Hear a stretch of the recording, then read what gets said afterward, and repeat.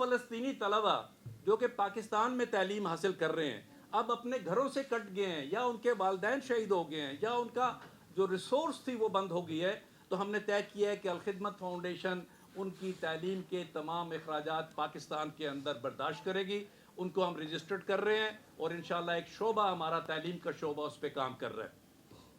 اس کے علاوہ ہم نے اپنے جو آرفن کا، آپ کو پتہ ہے کہ الحمدللہ ہم 27,000 سے زائد یتیم بچوں کی کفالت کر رہے ہیں اور 2.25 ارب سے 2.5 ارب روپے سالانہ اس پر خرچ کرتے ہیں۔ تو ہم نے طے کیا ہے کہ اگر ہمیں موقع ملا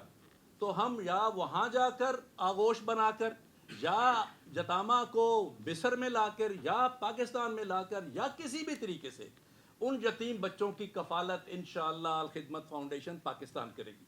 میں نے شروع میں آپ سے کہا کہ وہاں پانی کا بڑا مسئلہ ہے۔ وہاں پہ ملیشیا کی ہماری تنظیم ہے ایمریٹ کے نام سے، انہوں نے اب تک وہاں پر 35 سولر پاورڈ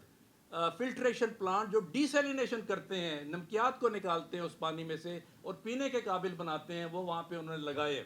اور اب ظاہر ہے کہ ان میں سے کافی سارے تباہ ہو گئے۔ تو ہم نے طے کیا ہے کہ جیسی حالات نارمل ہو جائیں تو ہم انشاءاللہ اس ملیشین کمپنی کے ذریعے اور اس این جی او کے ذریعے وہاں پہ بڑی مقدار میں، بڑی تعداد میں انشاءاللہ یہ ڈی سیلینیشن پلانٹس اور فلٹریشن پلانٹ بھی وہاں پہ نصب کریں گے۔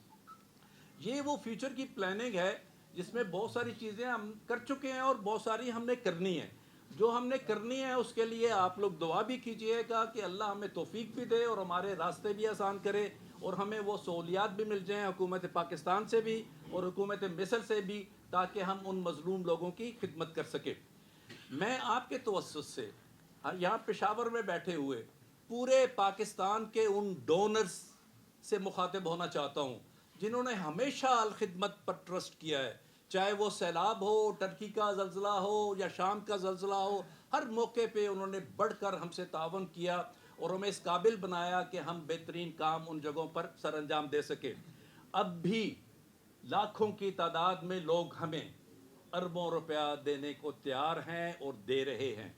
میں ان سے مخاطب ہو کر کہہ رہا ہوں کہ الخدمت فاؤنڈیشن کی لیڈرشپ ساری کی ساری دن رات جاگ کر، مسلسل محنت کر کر،